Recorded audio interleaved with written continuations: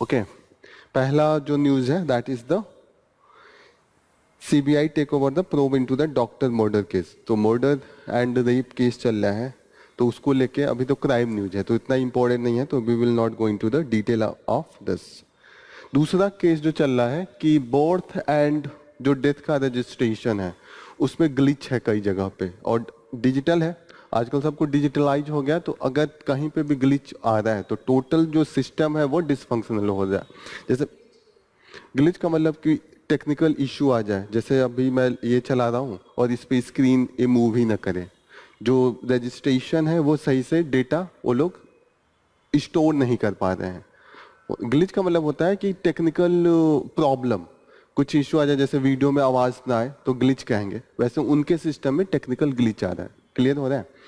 Glitch क्योंकि सब कुछ डिजिटलाइज हो गया, पहले होता था पेन कॉपी से लिखते थे तो कुछ दिक्कत आता था तो फिर भी लिख के रखते रहते थे, तो एक ही बात पूरा सिस्टम नहीं खराब हो जाता। जैसे अब सेंट्रलाइज सिस्टम है आपका, देखिएगा कभी बैंकिंग सिस्टम खराब हो आपका इंटरनेट, तो पूरा बैंकिंग सिस्टम ही खराब हो जाता है। जब आप वहां पे भी जाएंगे बैंक में भी तो वो कहेंगे कि अभी सर्वर डाउन है, थोड़ी देर बाद आइएगा। तो एक तरीके से डिजिटल मीडिया का पॉजिटिव इंपैक्ट है तो निगेटिव भी इंपैक्ट है। निगेटिव इंपैक्ट जैसे इस टाइप का कि ग्लिच, एंड ये ग्लिच नियर अबाउट कई महीनों से चल रहा है। मुझे पहले लग रहा था कि ये 1-2 दिन का ग्लिच है, लेकिन यहाँ पे देखिएगा ये ग्लिच 4 मंथ से चल रहा है, that is from the last 4 month. This is the main thing. अभी death and birth certificate compulsory कर लिया है, सिटीजनशिप के लिए भी ये इंपॉर्टेंट कर दिया है, that is the main reason. समझ में आ रहा है? ये इसका जो मेन है, जो हमारा डेथ एंड बर्थ का सर्टिफिकेट है वो किस ऑफिस से होता है? Registrar general of the India, और ये मिनिस्ट्री ऑफ होम अफेयर्स के अंडर में आता है, होम गृह मंत्रालय के अंडर में ये आता है। ठीक है, समझ में आ रहा है ये चीजें? ऑलरेडी जो हमारे पास एक्ट है इसके लिए, registration of the birth and death amendment act 2023, that is the act, through that we are governing and regulating that.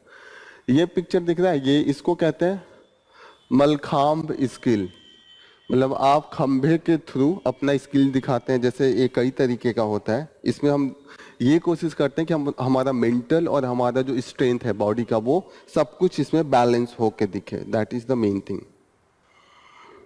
जैसे ये है ना, यहाँ पे मल एंड खाम्ब 2 चीजों से बना है। मल का मतलब क्या होता है? कुश्ती। खंभ का मतलब खंभा। इससे दोनों को मिला के हम इसको स्किल को दिखाते हैं कि कैसे बैलेंस करें इस पे। तो इस पे दिखाता है कि आप मेंटली भी एकदम बैलेंस करेंगे और आप अपना बॉडी को भी बैलेंस करेंगे, तो दोनों तरीके का आपका स्ट्रेंथ चाहिए होता है, तो दैट इज द मलखांब। समझ में आ रहा है? सूरत, गुजरात का सूरत किस लिए जाना जाता है? कभी न्यूज में पढ़ा है? Why the Surat is famous? Surat diamond के एक्सपोर्ट के लिए फेमस है। आप कहीं पे भी जाइएगा, जो डायमंड मैक्सिमम आप ज्वेलरी में कोई भी यूज करता है, मैक्सिमम जो पॉलिश होता है, डायमंड का खान इंडिया में नहीं है, माइनिंग बाहर से हम मंगाते हैं, और सूरत में पॉलिश होता है, जैसे उसका डिजाइनिंग होता है और फिर उसको दोबारा एक्सपोर्ट करते हैं। जितना भी होता है उसका 95% एक्सपोर्ट कर देते हैं। अभी देखिए जो बिजनेस है वो 2,25,000 करोड़ का बिजनेस डायमंड से रिलेटेड था, अभी घट के भी ये आया है 1,50,000 करोड़ का। ओके, तो यहाँ पे सूरत में due to the war that is going on between the Ukraine and, किसके किसके बीच में चल रहा है? यूक्रेन एंड रसा, और किसके बीच में इस समय युद्ध चल रहा है? इजराइल गाजा पे अटैक कर रहा है ना वेस्ट एशिया में, तो इसके कारण जब भी युद्ध होता है तो नॉर्मल एक्टिविटीज, जो इकोनॉमिक एक्टिविटीज जो है वो बंद हो जाती है। तो यहाँ पे जो पहले कारोबार था 2,25,000 का, घट के 1,50,000 का हो गया है। जब आपका बिजनेस कम होगा तो वो जो ओनर है, जो बिजनेसमैन है, वो क्या करेगा? नंबर ऑफ एम्प्लॉय कम कर देगा, तो कहीं ना कहीं वहां पे अनएम्प्लॉयमेंट का अभी जो देखा गया है केस वो बढ़ रहा है। This is due to the 2 war that is going on the Ukraine and Russia and also between the Israel and Gaza. ठीक है, तो इसलिए यहाँ पे you see that there has been the decrease in the demand for the workers. कुछ नहीं तो इस डायमंड इंडस्ट्री में 7 lakh workers are working, and 95%, 90 to 95% यहाँ पे एक्सपोर्ट होता है ऑफ द वट एवर, यहाँ पे 95% of the polish diamond are the exported. Clear हो रहा है ये चीजें? Next important news that we are going to take is directly from the science and technology area, and here is the containers that cool just right. घड़ा में पानी हम लोग देखते हैं गांव में लोग रखते हैं ठंडा होने के लिए, क्या रीजन होता है? ठंडा रहता है, क्यों ठंडा रहता है? फिजिक्स पढ़ा है? क्या होता है फिजिक्स में? काइनेटिक एनर्जी पढ़ा है, जब मॉलिक्यूल तेजी से चलता रहता है। तो इसमें नॉर्मली जो मॉलिक्यूल है वो काफी तेजी से चलता रहता है, लेकिन सरफेस पे जाके वो जो काइनेटिक एनर्जी है वो चेंज हो जाता है, वो अपना काइनेटिक एनर्जी लूज कर देता है। जाके वहां पे जो पार्टिकल वाटर के अंदर में तेजी से चलेगा, जब उसके सरफेस पे पहुंचेगा तो स्टॉप हो जाएगा, वो काइनेटिक एनर्जी लूज हो जाएगा, और उसके कारण ओवरऑल जो वाटर घड़े में रहता है तो उसका जो टेम्परेचर है वो कम होता है। जब एनर्जी आप दे देते हैं तो आपका जो कूलिंग हो जाता है, टेम्परेचर कम हो जाता है। घड़ा में जो पोर्स होते हैं, जैसे आप स्टील या किसी और बर्तन में रखेंगे तो वहाँ पोर्स नहीं होते हैं, लेकिन जो घड़ा है वो मिट्टी से बना होता है तो उसमें पोर्स आपको दिखेगा नहीं, लेकिन जब माइक्रोस्कोप से देखिएगा तो इसमें पोर्स होते हैं, वो बड़े बड़े होते हैं, और उसके कारण वहाँ पे ज़्यादा काइनेटिक एनर्जी के लूज करने के चांसेज होते हैं। लेकिन दिक्कत यह है कि घड़ा में कभी बर्फ नहीं जमेगा, हमेशा पानी ठंडा होगा, लेकिन आपने कभी ये नहीं देखा होगा कि आइस फॉर्म हो। आइस फॉर्म होने के लिए जैसे घड़ा है तो वो एनर्जी लूज कर रहा है, लेकिन बाहर से एनर्जी ले भी रहा है। फ्रिज है, केवल एनर्जी लूज करता है, लेता नहीं, एकदम क्लोज सिस्टम हो जाता है। घड़ा क्लोज सिस्टम नहीं होता है, घड़ा में आदान प्रदान जो एनर्जी का होता रहता है, इसीलिए घड़े में आइस फ्रीज नहीं होगा। लेकिन जो वाटर है वो उसकी टेम्परेचर कम अधिक होती रहेगी, that is the main thing. ये एक कंकाल मिला है, that is the victim of पोम्पी। पोम्पी एक विलेज का नाम है इटली में। वहां पे एक वॉल्केनो आया था, और वॉल्केनो के नीचे जो वो गांव था, पूरा का पूरा शहर उस वॉल्केनो में दब गया था। लोग जैसे थे जैसे के जैसे वहां पे फ्रीज हो गए थे, जल गए थे। जैसे होता है ना कि लावा एक उस गांव से लावा से सब दब गया था, उसके अभी भी खोदे जाते हैं। जैसे अब लावा को वहां पे अब तो पूरा स्टोन्स हैं। जैसे क्या होता है, जमीन है, आपने ज्योग्राफी में पढ़ा होगा कि जब दो प्लेट्स आपस में दूर जाते हैं तो अंदर से लावा निकलता है और वो मैग्मा बन के बाद में वो स्टोन बन जाता है। यही है ना प्रोसेस। यहाँ पे देखिएगा कि जो एकाएक उस गांव में आया, पूरा का पूरा गांव ही उसके अंदर में आ गया। लावा सडनली आया रात में, और इतना ज्यादा मात्रा में आया कि पूरा का पूरा वो विलेज, पूरा सिटी, पोम्पई नाम था, उसमें अभी भी कंकाल मिलते हैं कि डिफरेंट सिचुएशन में, तो वो हमेशा फेमस है। तो माउंट वेसुवियस उस वॉल्केनो का नाम है, जहां पे आया था वॉल्केनो, माउंट वेसुवियस। ये कब इरप्ट हुआ था? 79 एडी में। 79 एडी में इंडिया में कौन था? पोम्पी शहर का नाम था, जो सिटी का नाम था, वो पूरा का पूरा सिटी अंडर द लावा दब गया था। Vesuvius, this is the mount Vesuvius. Clear हो रहा है? Next article that is from the GS paper 2 international relation. यहां पे ये बात हो रही कि shock effect of the South Asia tumult.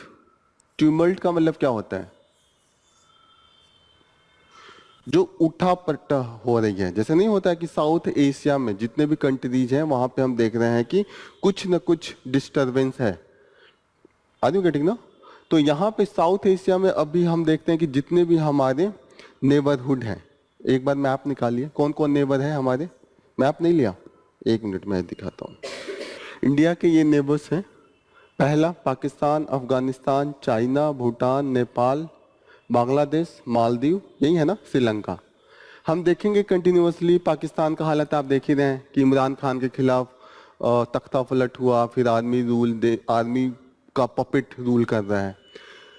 Afghanistan में अभी हम देख रहे हैं कि तालिबान का कैप्चर हो गया। तालिबान रूल है, पता है ना Taliban, they are very extremist, बहुत कट्टरवाद है वो, एकदम जितने भी मुस्लिम लॉ है उसको इम्प्लीमेंट करने की कोशिश करते हैं। तो यहाँ पे भी इंडिया के एंटी गवर्नमेंट है, यहाँ पे मिलिट्री है इंडिया का एंटी रहती है, उसका पपेट गवर्नमेंट है। आप देखेंगे मालदीव में इसके अभी तुरंत इलेक्शन हुआ है पिछले साल, वहां पे जो अभी तक 2023 तक जो प्रेसिडेंट थे वो प्रो इंडिया थे, काफी अच्छा रिलेशन था। लेकिन 2019 के दिसंबर में जब इलेक्शन हुआ है लास्ट में, तो वहां पे एंटी इंडिया गवर्नमेंट जीती है। जो प्रेसिडेंट बने हैं Mohamed Muizzu, he is anti India, वो प्रो चाइना है। तो यहाँ पे भी देखिएगा कि अगेंस्ट इंडिया हो गया। श्रीलंका में हम देख रहे हैं कंटिन्यूसली एंटी इंडिया सेंटीमेंट्स है, क्योंकि वहां पे भी अभी क्राइसिस भी था, जो वहां पे इकोनॉमिक इन्फ्लेशन काफी हाई हो गया था। And you will see Bangladesh में भी कंटिन्यूसली अभी रिसेंटली शेख हसीना को भाग के आना पड़ा है, वहां पे भी तख्ता पलट हो गया। और कहीं ना कहीं अभी हमारा जो गवर्नमेंट देखने को मिल रहा है कि बांग्लादेश में है, वो शेख खलीदा जिया का होगा। खलीदा जिया इज द एंटी इंडिया, वो प्रो पाकिस्तान है। क्लियर हो रहा है ये चीजें कि अभी बांग्लादेश में भी एंटी इंडिया हो गया। तो इंडिया के एंटी में यहाँ, इंडिया के एंटी में यहाँ, इंडिया के एंटी में यहाँ, इंडिया के एंटी में यहाँ। नेपाल में भी जो अभी प्राइम मिनिस्टर बने हैं ओली, वो भी एंटी इंडिया सेंटीमेंट कहीं ना कहीं रखते हैं, प्रो चाइना है। तो इंडिया का अभी देखिएगा नेबर्स में जो हालत है वो कहीं ना कहीं उतना अच्छा नहीं है। Mainly that is the main thing. अब शेख हसीना के कारण जो बांग्लादेश में सपोर्टिंग गवर्नमेंट थी, वहां पे भी अभी एंटी इंडिया गवर्नमेंट आ ही गई है। मोस्ट चांसेज है कि एंटी इंडिया वहां पे गवर्नमेंट आने के बहुत चांस। अब यहाँ पे ये राइटर कह रहे हैं कि इंडिया को क्या करना चाहिए ऐसे केस में। The first thing India should know that after all what we should do, कहीं ना कहीं हमें बैलेंस बना के चलना है। जैसे अभी हमने देखा है कि बांग्लादेश के केस में हमने शेख हसीना को जगह दे दिया रहने को। अगर हम डर के उन्हें जगह नहीं देते कि एंटी इंडिया सेंटीमेंट हो जाती, तो कहीं ना कहीं एक तरीके से धोखा हो जाता। क्योंकि शेख हसीना कंटिन्यूसली इंडिया के सपोर्ट में जितने भी डिसीजन थे वो ले रही थी। क्योंकि हमने पहले भी देखा है, जब काबुल में जब हमने देखा था कि अफगानिस्तान में जब ये तालिबान ने कैप्चर किया था, तो पहले की जो गवर्नमेंट थी वो इंडिया के प्रो थी। तो उसके कुछ ऑफिसर भाग के आए थे। जैसे कोई देश में है, वहां पे कोई गवर्नमेंट है और उसके विरोधी वाले अगर कैप्चर करते हैं पावर, तो क्या करते हैं, जो पुराना गवर्नमेंट था उसके ऑफिसर को ढूंढ ढूंढ के मारते हैं। यही करते हैं ना, क्योंकि आपस में एंटी होते हैं। तो ऐसे में क्या था कि जो सपोर्टर थे इंडिया के, वो ऑफिसर भाग भाग के इंडिया में आ रहे थे, लेकिन इंडिया ने उनको पनाह नहीं दिया था, सपोर्ट नहीं किया था। तो इसका बड़ा निगेटिव इंपैक्ट पड़ता है कि ऑल नेबर्स को ये लगता है कि इंडिया जरूरत के वक्त पे काम नहीं आता है।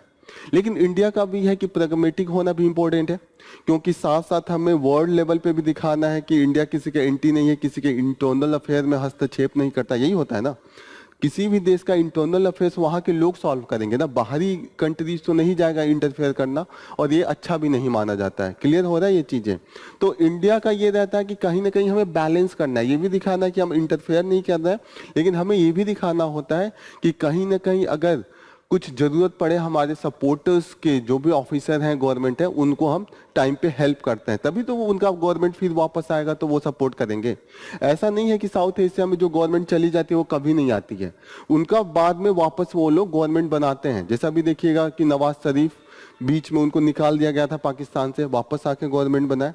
शेख हसीना को भले निकाला गया, देखिएगा फिर हो सकता है कि फ्यूचर में she can be the form the government. ऐसा होता है, ये साउथ एशिया के जितने भी कंट्रीज हैं उनका हिस्ट्री ऐसे ही चल रहा है, क्योंकि बाद में उनके भी सपोर्ट में आ जाते हैं। जैसे अभी गवर्नमेंट जो एंटी हो गए हैं लोग, लेकिन धीरे धीरे देखेंगे जो नई गवर्नमेंट आ रही है वो भी कुछ नहीं कर रही है।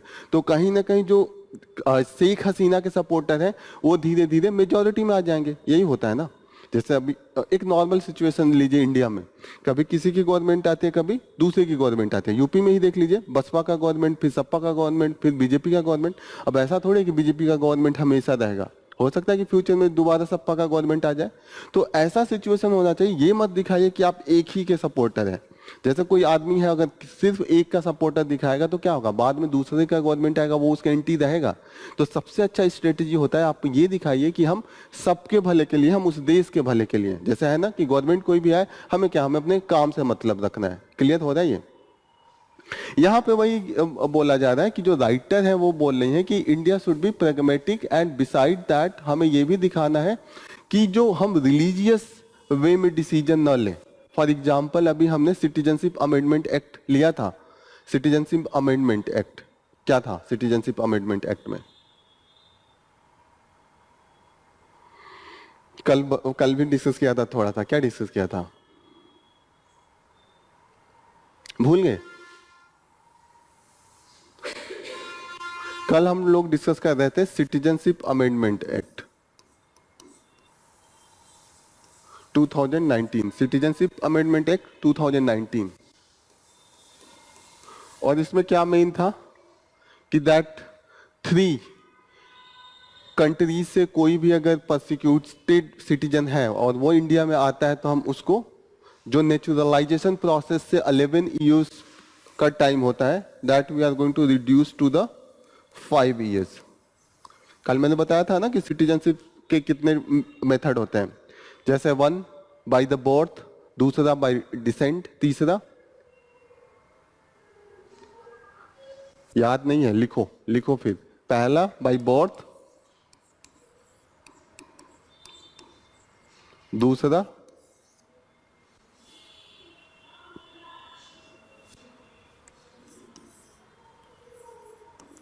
डिसेंट, तीसरा रजिस्ट्रेशन,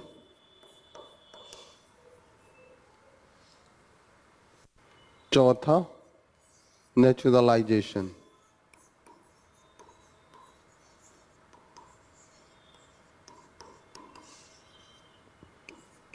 पांचवा एक्विजिशन। एक्विजिशन का मतलब होता है कि कोई कंट्री अगर को हम जीत ले, या कोई खुद की कंट्री कहे कि हमको आप अपने में मिला लीजिए, तो वहां के जितने भी सिटीजन रहेंगे वो इंडिया के सिटीजनशिप अपने आप ही मिल जाएगा। ये है बर्थ, यहाँ पे पैदा हुए। दूसरा बाय द डिसेंट, हमारे जो माता पिता दादा दादी हैं वो इंडियन सिटीजनशिप है। तीसरा रजिस्ट्रेशन, चौथा नेचुरलाइजेशन, पांचवा एक्विजिशन ऑफ एनी टेरिटरी। चीजें समझ में आ रही हैं कि व्हाट इज द मेथड। अब हम कह रहे हैं कि बाहर से कोई आता है, उसको हम किसके थ्रू देते हैं? By the naturalisation. अगर किसी के पास कोई डिसेंट नहीं है, बर्थ नहीं है, कोई उसका इंडिया ओरिजिन नहीं है, तो ऐसे केस में क्या होगा कि उसको नेचुरलाइजेशन प्रोसेस फॉलो करना पड़ता है। उसके अंडर में ये है कि वो इंडिया में आके कुछ दिन रहे, फिर अप्लाई करे। अप्लाई करने के पहले वो 11 साल यहाँ पे रहे, तभी तो हम देखेंगे कि कैसा आदमी है, सही है कि नहीं है, कोई क्रिमिनल एक्टिविटीज में इन्वॉल्व है, क्या वो स्पाई बन के आए, ये सब चेक करना पड़ेगा ना। तो पहले हम रेजिडेंस होके you have to live for the 11 years, और उसके बाद अप्लाई कीजिए तो गवर्नमेंट सिटीजनशिप दे देती है। सिटीजनशिप अमेंडमेंट एक्ट के थ्रू हमने क्या किया है कि ये 11 साल को 5 साल कर दिया है, कि आपको 11 साल की जगह पे 5 साल भी रह के अप्लाई करेंगे तो आपको दे दिया जाएगा सिटीजनशिप। यही है ना। 3 देशों पे ये अप्लाई होता है। ये ऐसा है कि जो 11 साल से 5 साल करा है, ये सबको नहीं करा है, ये सिर्फ 3 कंट्रीज को किया है। कौन कौन से कंट्रीज है? कौन सा? अफगानिस्तान, हाँ।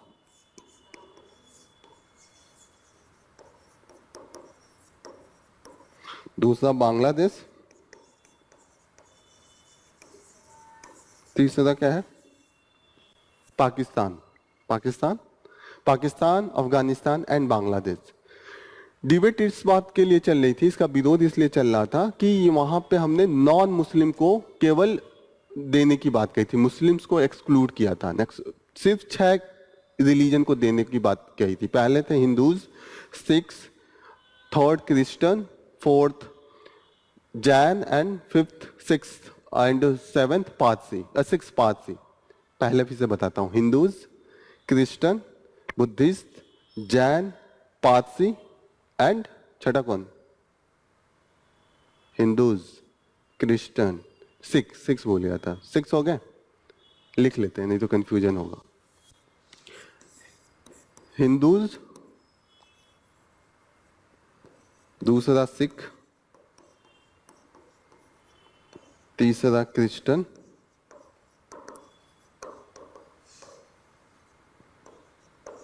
चौथा पारसीज, पांचवा छठा हो गया बुद्धिस्ट एंड जैन्स। हो गया। अब यहां पे ये है कि इस एक्ट को लेके इंडिया में काफी विरोध चल रहा था। अब विरोध सिर्फ इंडिया में ही नहीं था, अक्रॉस द हमारे नेबर्स था। बांग्लादेश में डिस्पाइट सपोर्टिंग गवर्नमेंट था, लेकिन वो क्रिटिसाइज कर रहे थे। क्यों? क्योंकि एक्सक्लूड किया था मुस्लिम्स को। इसमें था कि आप कहीं ना कहीं किसी रिलीजन विशेष को ध्यान में रख के ये लॉ बनाए हैं, ठीक है। तो इन्होंने कहा है कि इंडिया को ऐसे लॉज से कि रिलीजियस मैटर को लेके कहीं ना कहीं निगेटिविटी फैल जाए अपने नेबर्स में, उससे भी बचना चाहिए। क्योंकि सिर्फ हमारे ऐसे ही एंटी इंडिया गवर्नमेंट हर जगह हो गए हैं, और अगर हमारा अप्रोच सही नहीं रहा ये सब, तो कहीं ना कहीं जो एक दो सपोर्ट में है वो भी हमारे विरोध में हो जाएंगे। तो हमें कोशिश करना है कि इंडिया का जो रोल है, प्री एमिनेंट रोल, नेबर्स में सबसे स्ट्रांग कंट्री कौन था? इंडिया ही था। और हम यही कोशिश कर रहे थे कि इंडिया का जो प्री एमिनेंस रहे वो बना रहे। That is the main thing. दूसरी चीज ये है कि जहां पे भी हमारे आसपास के नेबर्स हैं, वहां पे किसका किसका इम्पैक्ट है? इंडिया एंड चाइना में है। चाइना का भी इम्पैक्ट रहता है, इंडिया का भी रहता है। एंटी इंडिया गवर्नमेंट होगा या एंटी चाइना होगा, प्रो इंडिया होगा या प्रो चाइना होगा, यही है ना। इंडिया को और चाइना के बीच में वो बैलेंस करने की कोशिश करते हैं। कभी कभी इंडिया इसमें क्या करता है कि यूएस भी अपना इंटरेस्ट देखने लगता है।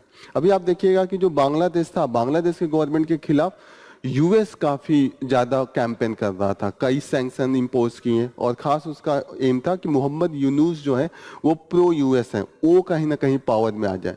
तो कहीं ना कहीं हमें चाइना को बैलेंस करने के चक्कर में यूएस को सब कुछ नहीं अपना ग्राउंड दे देना चाहिए। यूएस के कारण ही था ना, शेख हसीना तो इंडिया प्रो इंडिया गवर्नमेंट थी। अगर यूएस इतना ही इंडिया से दोस्ती होती तो वो एंटी बांग्लादेश कैंपेन क्यों चलाता? वो चाहता कि इंडिया की प्रो है। तो यूएस ऐसा कंट्रीज है जो हर कंडीशन में सिर्फ अपना फायदा देखता है। तो यहाँ पे ये राइटर कह रही हैं कि कहीं ना कहीं इंडिया को we have to think about the, we should not give our position with the US. US replace ना कर जाए, जैसे हमारा चाइना से है, पर ऐसा नहीं है कि यूएस भी उसमें एंट्री मारे और कहीं ना कहीं इंडिया का जो रिलेशनशिप है या जो भी चीज है वो खराब हो जाए। इंडिया, यूएस हमेशा इंडिया को आंख मूंद के सपोर्ट नहीं करता है। उसका एक एग्जांपल यही है। क्लियर हो रहा है? जो बांग्लादेश में अभी एंटी इंडिया गवर्नमेंट अभी जो पोजीशन में आने वाली है, कहीं ना कहीं उसमें यूएस का भी हाथ है। यूएस कंटिन्यूअसली बांग्लादेश के खिलाफ कैंपेन कर रहा था, सैंक्शन भी बहुत एरिया में किया था, ठीक है। वो कह रहा था डेमोक्रेसी नहीं है। अब यूएस का देखिए कि डबल स्टैंडर्ड का गेम खेलते हैं। अब बांग्लादेश में यूएस कह रहा है कि डेमोक्रेसी नहीं है, इसलिए हम वहां पे एंटी गवर्नमेंट कैंपेन चला रहे हैं। लेकिन सेम यूएस पाकिस्तान में नहीं चलाता है। पाकिस्तान में भी तो गवर्नमेंट जो है वो डेमोक्रेटिक गवर्नमेंट नहीं है, अथॉरिटेरियन गवर्नमेंट है, आर्मी का रूल है। तो वहां पे यूएस कुछ नहीं बोल रहा था, क्योंकि पाकिस्तान हमेशा प्रो यूएस रहता है।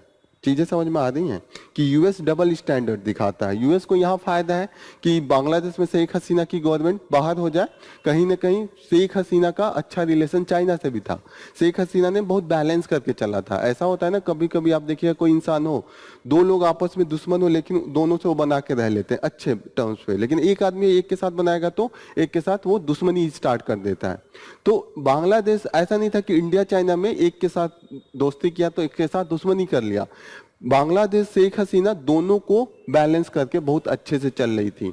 अब यूएस का ये अच्छा पसंद नहीं आ रहा था, और इसीलिए यूएस चाहता था कि कहीं ना कहीं चाइना का जो सपोर्ट है उसको हटा के केवल यूएस का ऐसा गवर्नमेंट लाया जाए जो यूएस के सपोर्ट में हो। क्लियर हो रही है ना ये चीजें? नेक्स्ट इंपॉर्टेंट न्यूज है कि hints of the corporation of the science research in India, corporatisation of science and research in India. अभी तक आप देखिएगा कि किसी भी कंट्री कितना डोमिनेंट है इंटरनेशनल मार्केट में, ट्रेड में या किसी भी चीज में, ये किस पे डिपेंड करता है?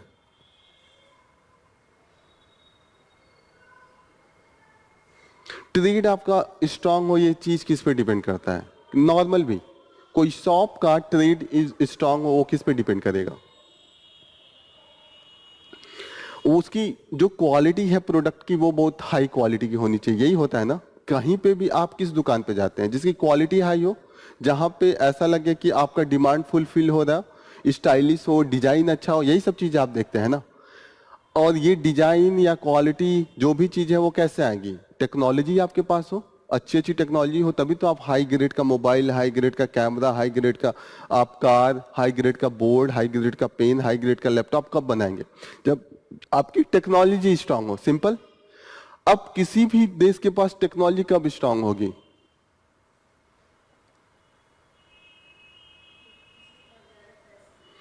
पैसा होने के बाद भी, अगर पैसा भी है, इंडिया के पास, अंबानी के पास बहुत पैसे हैं, लेकिन फिर भी अगर पैसे के बाद भी साइंस एंड टेक्नोलॉजी ना हो तो, अगर टेक्नोलॉजी ही ना हो तो, टेक्नोलॉजी भी होना बहुत इंपॉर्टेंट है। साइंस एंड टेक्नोलॉजी, टेक्नोलॉजी से ही तो हाई क्वालिटी का बनेगा। आप गांव में जाइएगा, कोई कोई जमींदार होगा पर उसके पास चीजें उतनी हाई लेवल की नहीं होगी जितना यूएस का एक गरीब भी यूज करता है, क्योंकि उस गांव में उस लेवल का टेक्नोलॉजी नहीं पहुंचा है।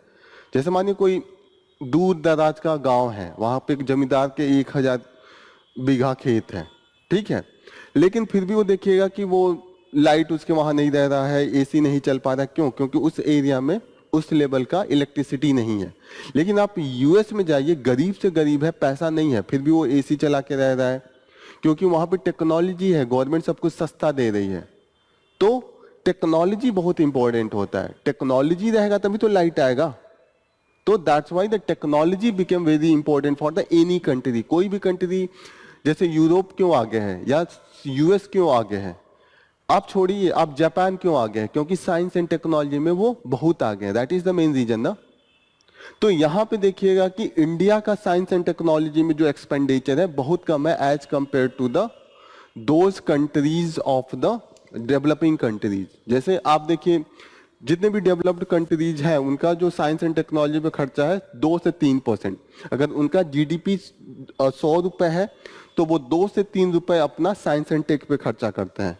लेकिन इंडिया का अभी भी जो 100 रुपए में सिर्फ 60 पैसे, रुपए नहीं कह रहा हूं, 1 रुपए से भी कम वो साइंस एंड टेक पे खर्चा करता है। क्लियर हो रही है ये चीजें क्या है?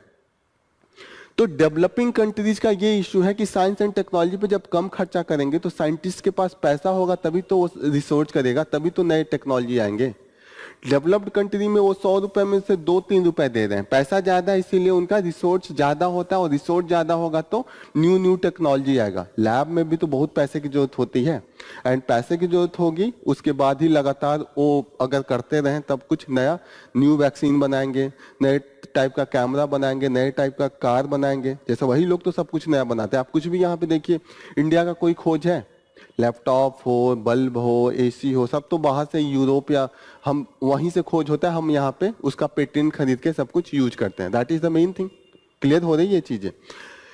यही ये मेन ओवरऑल इसमें यही डिस्कशन चल रहा है कि इंडिया का रिसर्च एंड टेक्नोलॉजी पे जब तक अच्छा खर्चा नहीं होगा, नया टेक्नोलॉजी नहीं आएगा, और नया टेक्नोलॉजी नहीं आएगा तो हमारे पास जो हमारे प्रोडक्ट बनेंगे वो इंटरनेशनल मार्केट में कॉम्पिटिटिव नहीं होंगे। लोग आपका क्यों खरीदेंगे?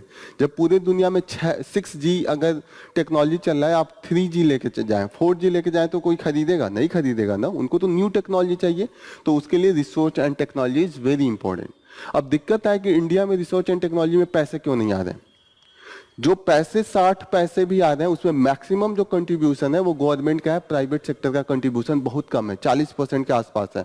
नॉर्मल जो डेवलप्ड वर्ल्ड है 100 रुपए है तो 100 रुपए में 60 रुपए जो फंडिंग आती है वो प्राइवेट से आती है, 40 रुपए जो आती है वो मेनली आती है कि गवर्नमेंट से। अब इंडिया में है जो मेजॉरिटी ऑफ फंडिंग आ रही है, पैसा कौन देगा? या तो सरकार देगी या तो प्राइवेट प्लेयर, जैसे अंबानी है, अदानी है, टाटा है, यही लोग देंगे ना। तो सरकार ज्यादा देती है, ये प्राइवेट प्लेयर कम देते हैं, ये एक इश्यू है। और वो कम इसलिए देते हैं, उनको लगता है कि साइंस एंड टेक्नोलॉजी में पैसे देने से कोई फायदा नहीं है। तो अभी हम इसको, जब तक हम पैसे प्राइवेट सेक्टर से नहीं लाएंगे, क्योंकि गवर्नमेंट के पास एक लिमिटेशन होती है ना, उसके पास एक लिमिट है, उस लिमिट से ज्यादा वो खर्च नहीं कर सकते हैं। That is the main thing. अब गवर्नमेंट क्या चाहती है कि प्राइवेट प्लेयर से पैसे आए रिसर्च एंड टेक्नोलॉजी में, और उसके लिए इन्होंने एक स्पेशल एक्ट बनाया है, अनुसंधान नेशनल रिसर्च फाउंडेशन। इसको अनुसंधान नेशनल रिसर्च फाउंडेशन एक्ट 2023 के थ्रू लाया गया है। क्लियर हो रही है? इसको नोट डाउन कीजिए, अनुसंधान नेशनल रिसर्च फाउंडेशन। लिख लिया? ये बॉडी इसलिए बनाई गई है ताकि कोऑर्डिनेशन कर पाए और प्राइवेट सेक्टर से ज्यादा फंडिंग आ पाए। That is the main M and motive of the अनुसंधान नेशनल रिसर्च फाउंडेशन। ओके, एक चीज और है, हमने ऑलरेडी 2015 में देहरादून डिक्लेरेशन किया था। What is the Dehradun declaration?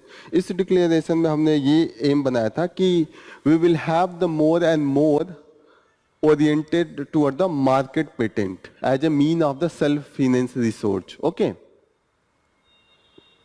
क्या था कि ज्यादा से ज्यादा हमारा होगा कि मार्केट इस तरीके से ओरिएंट किया जाए कि खुद प्राइवेट प्लेयर रिसोर्स में पैसा खर्च करे, नया टेक्नोलॉजी डेवलप करे, पेटेंट कराए और उसके बाद प्रोडक्ट बनाए। तो इससे ये होगा कि पेटेंट जो दूसरे जगह से टेक्नोलॉजी खरीदते हैं उसका पैसा मिलेगा और खुद का जो पेटेंट कराएंगे उससे वो अर्न भी करेंगे। That is the main thing. जैसे आप नया मेडिसिन बनाए, खुद पेटेंट करा के खुद आप सब कुछ प्रोड्यूस करा रहे हैं और इसमें गवर्नमेंट हेल्प करेगा आपको कि कुछ फंडिंग करा दिया, कुछ सब्सिडी करा दिया। That was the main M under the Dehradun declaration. तो लिख लीजिएगा ये किसने प्रिपेयर किया था? Council of scientific and the industrial research, Dehradun declaration.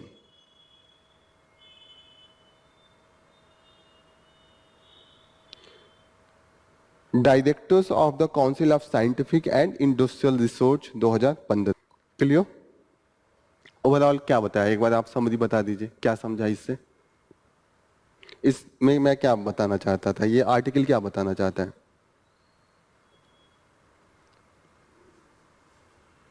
इसमें हम चाहते हैं कि रिसर्च एंड टेक्नोलॉजी से बातें हो रही हैं। इंडिया जो डेवलपिंग कंट्रीज है वहाँ पे रिसर्च एंड टेक्नोलॉजी पे जो हमारा खर्चा है हम लोग बहुत कम करते हैं। जीडीपी का सिर्फ 0.6 से 0.7% हम खर्च करते हैं। जो डेवलप्ड वर्ल्ड है वो 2 से 3% करते हैं। तो जब आप 2 से 3%, अभी 2-3% लग रहा है, लेकिन आप 40 लाख का 2% निकालेंगी तो कहीं ना कहीं ये 2-3% 1 लाख करोड़ हो जाएगा। तो जो हमारा खर्चा है वो 6% है। आप जहां पे और कंट्रीज कर रहे हैं 1.5 लाख करोड़, आप कर रहे हैं सिर्फ 50,000 करोड़। तो कहीं ना कहीं उनकी तुलना में 1/3 है। जब आप पैसे खर्च करेंगे तो रिसर्च जो होगा वो कम होगा, और रिसर्च जब कम होगा तो न्यू इन्वेंशन, न्यू डिस्कवरी नहीं होगा, पेटेंट नहीं हो पाएगा, आपको टेक्नोलॉजी कहीं और से खरीदना पड़ेगा। अब मोबाइल कहीं से और से इंपोर्ट करके बेच रहे हैं तो आपका जो बेनिफिट होगा कम होगा ना। अब इंडिया में है कि पैसे ये कम क्यों है? कम है ना क्योंकि 0.6 to 0.7% है और ओवरऑल वर्ल्ड में 2-3% है। कम क्यों है? क्योंकि प्राइवेट सेक्टर का इन्वॉल्वमेंट काफी कम है। 100 रुपए अगर टोटल मानिए इन्वेस्टमेंट आ रहा है साइंस एंड टेक्नोलॉजी में, तो जो मेजॉरिटी है, near about majority 60 to 70% that is coming from the government. सिर्फ 30 से 40% ये प्राइवेट सेक्टर से आ रहा है। लेकिन प्राइवेट सेक्टर के पास भी तो बहुत पैसे हैं, अंबानी, अदानी, टाटा, बिरला, महिंद्रा सब है ना, तो वो प्राइवेट ही सेक्टर है ना। और गवर्नमेंट सेक्टर है वो किस पे खर्च करेगा? अगर साइंस एंड टेक में खर्च भी करेगा तो उसकी जो जरूरत है उस पर करेगा, जैसे रेलवे पे करेगा, इसरो पे करेगा, स्पेस टेक्नोलॉजी पे, एटम बम से रिलेटेड जो भी वेपन है या एनर्जी उस पर करेगा। आम चीजों पे नहीं करेगा ना। जैसे कि और बेहतर ये पेन बना दिया जाए या लैपटॉप बना दिया जाए, गवर्नमेंट इस पे नहीं करेगा ना, क्योंकि लैपटॉप तो बेचना नहीं है गवर्नमेंट को। तो ऐसे में प्राइवेट सेक्टर जिस पे इन्वेस्ट करे और खुद पेटेंट करे तो उसमें ज्यादा इंप्रूवमेंट और ज्यादा ग्रोथ के चांसेज है। क्लियर हो रहा है ये चीजें? वही ओवरऑल यहाँ पे डिस्कशन हो रहा है। अब पैसे ना हो उसके लिए गवर्नमेंट चाहती थी कि एक सेपरेट एक्ट और सेपरेट एक ऑर्गेनाइजेशन बनाया जाए। ऑर्गेनाइजेशन का नाम है अनुसंधान नेशनल रिसर्च फाउंडेशन। ये कोशिश करेगा कि प्राइवेट सेक्टर का ज्यादा से ज्यादा पैसा आए और वो रिसर्च में ज्यादा से ज्यादा पैसे खर्च करे ताकि रिसर्च ज्यादा हो। और इन्होंने सेपरेट एक्ट बना दिया ताकि चीजें क्लियर हो। एक्ट अगर सेपरेट होती है तो पॉलिसी जल्दी जल्दी चेंज नहीं होता, आपको पार्लियामेंट में जाके चेंज करना पड़ता है। इसीलिए माना जाता है कि एक्ट बनाना अच्छी चीज होती है। जैसे आप गवर्नमेंट कोई बात कहती रहे तो वो बात बदल के अपना पॉलिसी बदल सकती है ना, एक्ट से वो नहीं बदल सकती है। That is the main thing. और ऑलरेडी इस एरिया में देहरादून डिक्लेरेशन पहले हुआ था। अंडर दैट द डायरेक्टर थे, that is the council from the council of the scientific and the industrial research lab से उन्होंने ऑलरेडी बोला था कि हमें कोशिश करना है कि जो मार्केट ओरिएंटेड पेटेंट सिस्टम चलाया जाए, कि मार्केट खुद पेटेंट कराए और उसके बाद चीजें प्रोड्यूस करे। क्लियर हो रही है? इस बार ओलंपिक में कितने टोटल मेडल आए हैं? कल हम लोग डिस्कस किए थे। 8 आए हैं, 6 आए हैं। गोल्ड कितना आया है? एक भी नहीं। सिल्वर? कौन चोपड़ा? निखिल चोपड़ा, वो ये फेंकने वाला, क्या कहते हैं इसको? नीरज चोपड़ा ने, ठीक है, सिल्वर जीता है। अभी हम लोग इसको पूरा डिटेल में डिस्कस करेंगे। इस बार सिर्फ 6 आए हैं टोटल, 1 सिल्वर और 5 ब्रॉन्ज है, ठीक है। लास्ट टाइम हमारा 7 मेडल था, तो लास्ट टाइम से कम परफॉर्मेंस है। लास्ट टाइम इसका टोक्यो में जब हुआ था 7 था, और 7 में 1 गोल्ड था, 2 सिल्वर था, और रिमेनिंग 4 ब्रोंज थे। तो इस समय हमारा जो ओवरऑल पोजीशन है वो कम हुआ है, ठीक है। That is the main thing.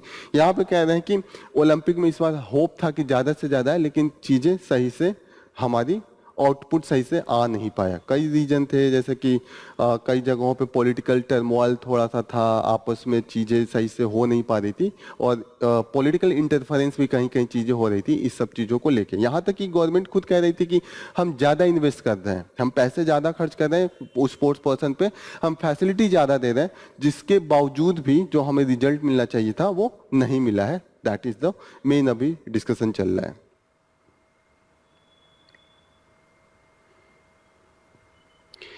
Next topic that we are going to discuss is an overview of the governance in Delhi. Delhi में जो गवर्नमेंट को लेके अभी बहुत सा टसल चल रहा है, सेंट्रल गवर्नमेंट और स्टेट गवर्नमेंट को लेके। दिल्ली का पता है आपको कि कैसे वहां गवर्नमेंट सिस्टम है? दिल्ली में अभी जो चीफ मिनिस्टर है कौन है? जेल में भी डाल दिया था, काफी न्यूज में थे, अरविंद केजरीवाल है। अरविंद केजरीवाल किस पार्टी से है? आम आदमी पार्टी। और सेंटर में कौन है? मोदी जी। और मोदी जी किस पार्टी से हैं? बीजेपी। तो अलग अलग पार्टी रूल कर रही है, दूसरी पार्टी सेंटर में है, और जो दिल्ली स्टेट में है वो आपकी गवर्नमेंट है अंडर द अरविंद केजरीवाल। ये चल रहा है।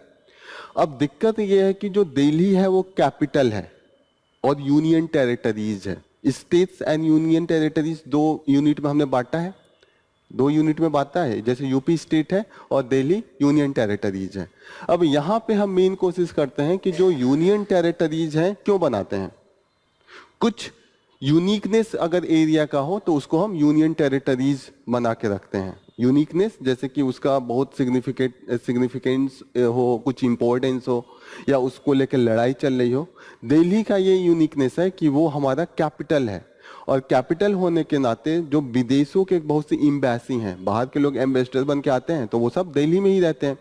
जो इंडिया का पार्लियामेंट है वो दिल्ली में है, तो कहीं ना कहीं कई बिल्डिंग्स, जितनी भी मिनिस्ट्री है दिल्ली में है, तो उसको हम स्टेट के गवर्नेंस में नहीं दे सकते। इसीलिए हमारा यूनियन का भी पावर दिया गया है। आप देखिएगा कि land, public order and police, ये तीनों यूनियन के अंडर में है। नॉर्मली ये किसके पास रहता है? स्टेट के पास रहता है, लेकिन दिल्ली में ये तीनों चीजों को यूनियन को दे दिया गया, क्योंकि वो कैपिटल है। वहां का लैंड जो है उसमें बहुत सा जो शेयरिंग है वो यूनियन गवर्नमेंट का है। क्लियर हो रही है ये चीजें?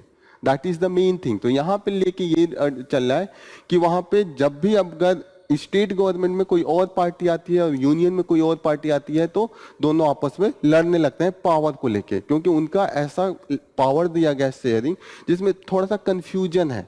एक तो होगा कि पॉलिटिकल पार्टी अलग अलग हो तो पॉलिटिकल इंटरप्रिटेशन आता है, पॉलिटिकल इंटरफेरेंस आ जाता है। दूसरा है लीगली जो हमने एक्ट बनाया है, बड़ा ये चेंज होता हुआ रहा है। जैसे दिल्ली स्टार्टिंग में सिर्फ एक यूनियन टेरिटरी था। स्टार्टिंग जब हुआ था तो ये पार्ट सी में आता था। अंग्रेज जो हमारे स्टेट से उनको ABC में बांट के रखा था, ठीक है। फिर हमने जब रीऑर्गेनाइजेशन किया स्टेट का 1956 में, पहले तो अंग्रेज अपने अनुसार किए, फिर हम आजाद हुए तो हमने कहा नहीं, हम अपने अनुसार करेंगे।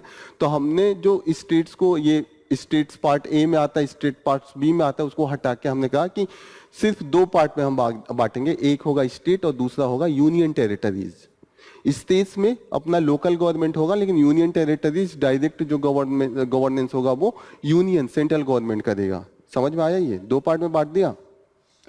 अब ये जो 2 पार्ट में बांट दिया 1956 में, ठीक है। अब यहाँ पे धीरे धीरे इसको अभी यूनियन टेरिटरीज में ही रखा, लेकिन वहां का लेजिस्लेचर नहीं था। जो मैक्सिमम गवर्नेंस होता था वो यूनियन करता था, सेंट्रल गवर्नमेंट करता था। लेकिन 1991 में हमने एक अमेंडमेंट किया, और ये अमेंडमेंट किस आधार पर किया था? बालाकृष्णन कमेटी का रिपोर्ट आया था कि जो हम दिल्ली है उसको हम वहां पे लेजिस्लेचर ला दें, ताकि वहां पे बहुत ज्यादा पॉपुलेशन है, उसको गवर्न करने में थोड़ा सा दिक्कत हो रहा है, यूनियन गवर्नमेंट खुद नहीं कर सकती है। अब दिल्ली में आप देखिएगा कि 2 करोड़ आबादी है। अब 2 करोड़ आबादी को सिर्फ यूनियन गवर्नमेंट बैठ के नहीं कर पाती, छोटे छोटे इकाई होने चाहिए ना। आप अभी देखिएगा नॉर्थ ईस्ट की जो स्टेट्स हैं, मणिपुर, इनके आबादी 30 लाख, 40 लाख, 60 लाख है। मणिपुर, नागालैंड, इनको सब मिला के दिल्ली का उससे भी ज्यादा है। तो कहीं ना कहीं हमें एक सेपरेट लेजिस्लेचर की जरूरत हो, ताकि लोग डायरेक्टली जाके अपने लेजिस्लेचर से अपना नीड कहें और उस अनुसार एक्ट बने। इसीलिए 1991 में हमने इसको चेंज कर दिया, कॉन्स्टिट्यूशनल अमेंडमेंट 69th किया और उसके अनुसार वहां पे एक लेजिस्लेचर दिया। लेजिस्लेचर का मतलब क्या होता है? क्या विधायक, एमएलए वो चुन के जाएंगे और वहां के चीफ मिनिस्टर होंगे। क्लियर हो रही है ये चीजें? उसके बाद भी लेकिन यहाँ पावर डिस्ट्रीब्यूशन जो था दोनों के हाथ में रखा गया। कुछ चीजें थी वो सेंटर के हाथ में रखा गया और कुछ चीजें स्टेट को पूरा नहीं दिया गया। लेजिस्लेचर बनने के बाद भी जो मेन पावर था that is with the state, but the some of the power वो अपना यूनियन बचा के रखा, जैसे land, police and public order. 3 चीजें समझ में आ रही है? वो दिल्ली के पास नहीं है, ये याद रखिएगा, प्रीलिम्स में पूछ सकता है। कौन कौन सी चीजें लिखिए? Land, police and public order. अब ये है कि जब नॉर्मल दोनों गवर्नमेंट एक पार्टी की होती है तो दिक्कत नहीं आती है। दिक्कत कब आती है? अब अलग अलग पार्टी रूल करने लगे। 2014 तक क्या था? कांग्रेस सेंटर में भी थी, कांग्रेस दिल्ली में भी थी, तो कोई दिक्कत नहीं था। 2015 के बाद आप आ गया और सेंटर में बीजेपी आ गई। अब अलग अलग पार्टी अब ये दिखाएंगे कि हमारा पावर ज्यादा है, उसी चक्कर में टसल होता है और ये लोग बार बार जाते हैं सुप्रीम कोर्ट के पास, इंटरप्रिटेशन के पास। इंटरप्रिटेशन के बाद भी कई बार जो सेंट्रल गवर्नमेंट है वो न्यू लॉ लाके या अमेंडमेंट लाके उस पावर को हटा देती है, कहीं ना कहीं अपना पावर डोमिनेट करते हैं। यही यहाँ पे कहीं ना कहीं कंटिन्यूअसली डिबेट में है। अब ये दिक्कत है डेमोक्रेसी में, जो हमारा मेन प्रिंसिपल चलता है ट्रिपल चेन ऑफ अकाउंटेबिलिटी के थ्रू चलता है। यहाँ पे देखिएगा ट्रिपल चेन ऑफ अकाउंटेबिलिटी। ये ट्रिपल चेन ऑफ अकाउंटेबिलिटी क्या है? ट्रिपल 3 चेन है। पहला चेन ये है कि जितने भी ऑफिसर्स रहेंगे, ब्यूरोक्रेट्स, आईएएस, पीसीएस और भी जितने भी अधिकारी होते हैं, वो किसके अकाउंटेबल रहेंगे? जो हमारे इलेक्टेड पॉलिटिशियन हैं, जो लेजिस्लेचर हैं, जो विधायक हैं, एमएलएज हैं, उनके प्रति वो उत्तरदायी होंगे, उनको जवाबदेही होगी। जो ऑफिसर है वही पूछेगा ना, नेता, कि आपने ये काम इस एरिया में दिया गया था, क्यों नहीं करेगा? ठीक है। और एक तो चेन ये हो गया। अब जो जितने भी हमारे एग्जीक्यूटिव हैं, एग्जीक्यूटिव को वो करेंगे जो गवर्नमेंट में रहेगा, मिनिस्टर्स, और मिनिस्टर्स जाके लेजिस्लेचर में रहेंगे। पहला चेन मैं एक बात सही करता हूं, वो लेजिस्लेचर नहीं रहेंगे, एमएलएस की जगह पे जो मिनिस्टर्स रहेंगे उनको रहेंगे। मिनिस्टर होता है ना डायरेक्ट की, water ministry of the agriculture, minister of the road and transportation, ये होता है ना मिनिस्ट्री ऑफ द हेल्थ। तो मिनिस्टर के ऑफिसर जाके मिनिस्टर को बताएगा, मिनिस्टर अपने लेजिस्लेचर में जाके अकाउंटेबिलिटी देगा कि जितने भी लेजिस्लेचर्स रहेंगे। और लेजिस्लेचर किसको अकाउंटेबिलिटी देंगे? लोगों को जाके। लोग उनसे पूछते हैं ना कि आप हमारे वहां से चुन के भेजा था, आपने क्यों नहीं किया? चीजें समझ में आ रही हैं? Triple chain of accountability. पहला चेन जो हो रहा है वो हो गया कि ऑफिसर्स किसके प्रति अकाउंटेबल रहेंगे? They will be to the executive. Executive में कौन कौन आता है? मिनिस्टर्स आते हैं। मिनिस्टर्स किससे अकाउंटेबल रहेंगे? लेजिस्लेचर से।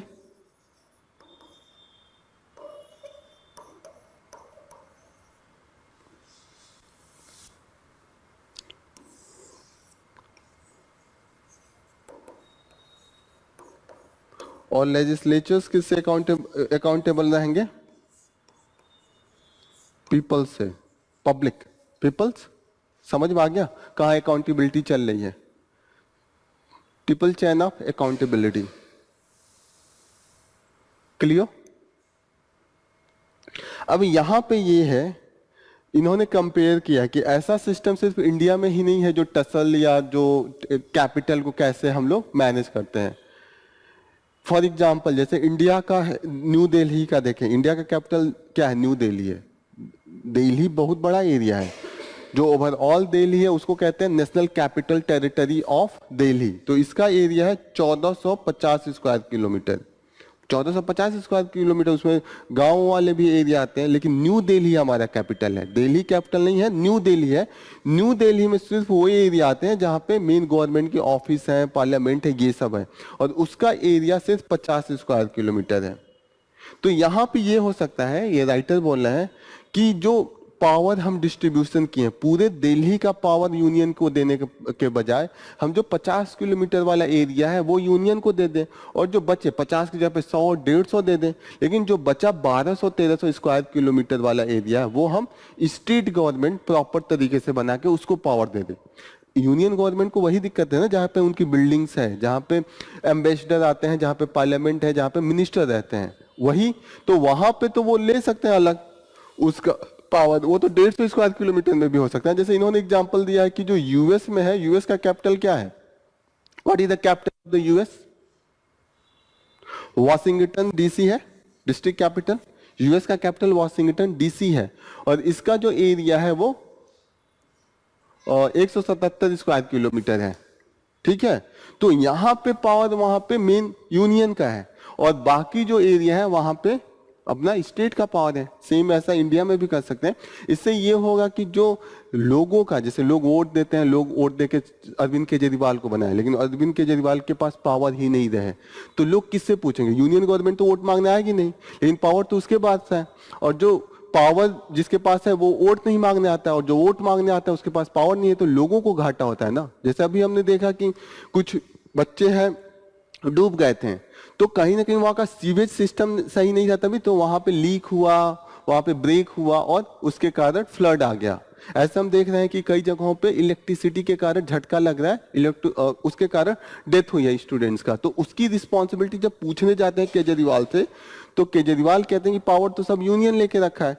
तो लोगों को नहीं समझ में आता है हम किससे पूछें, केजरीवाल से पूछें कि मोदी जी से पूछें, क्योंकि वो एक दूसरे को ब्लेम करते रहते हैं, और एग्जैक्ट पावर लोगों को नहीं पता रहता कि सच में किसके पास पावर है, और जो पावर है उसको लेके आपस में लड़ाई भी चल रही है। That is the main thing. समझ में आ रहा है ये चीजें? ओके, क्लियर हुआ क्या है दिल्ली का मैटर, कैसे उनका पावर डिस्ट्रीब्यूशन चेंज हुआ है। नेक्स्ट न्यूज पे चले। Does India have the laws on the movement of the ballast water? What is the ballast water? Ballast water.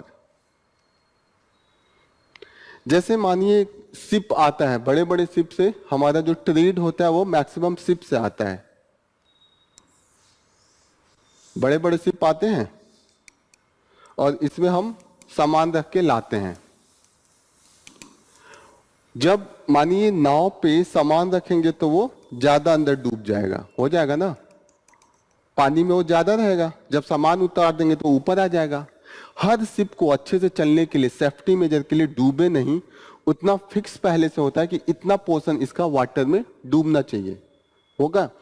जब हम मानिए सामान लेके हमने यूएस से सामान मंगाया इंडिया में हमने 1000 टन प्याज मंगाया, शिप में लेके आया। अब शिप से क्या करेंगे, प्याज निकाल दिया। जब 1000 टन हमने प्याज रखा तो ये अंदर चला गया, अब जब हटाया तो ये ऊपर चला गया। तो हमेशा जहाज अगर सही से अच्छे स्पीड में तभी चलेगा जब कुछ पोर्शन इसका अंदर हो।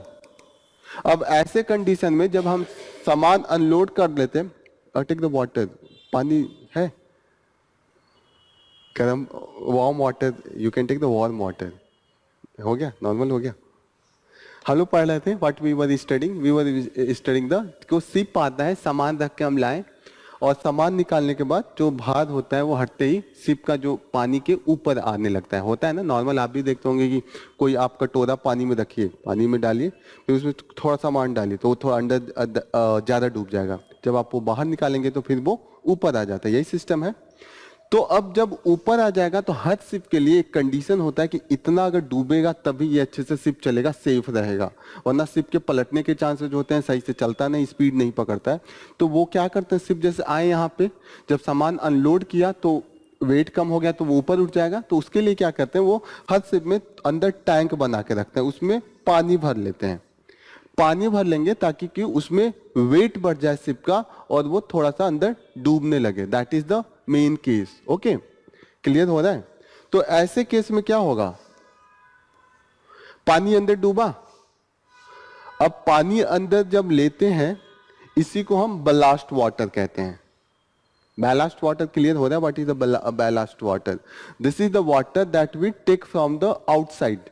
ये शिप का हम वेट बढ़ाने के लिए, वरना शिप तेजी से नहीं चलेगा, that is the case. Okay, safe भी नहीं रहता है, and for that we take the water. अब जहां पे भी जाएंगे जिस देश में, वहां से वाटर ले लिया।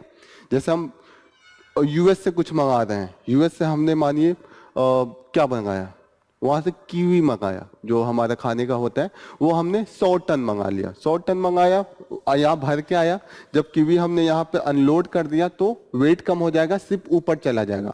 और शिप का, हर शिप का एक डिजाइन होता है कि उसका इतना वाला पोर्शन वाटर में डूबा होना चाहिए, वरना वो सेफ नहीं है, उसका स्पीड सही से नहीं चलेगा। That is the main thing. Clear हो रही है ये चीजें? अब क्या करा, जब हमने अनलोड किया तो बाहर से पानी डाल लेते हैं, ताकि जो साइंटिफिकली जो नीड है वेट का वो प्रॉपर रहे।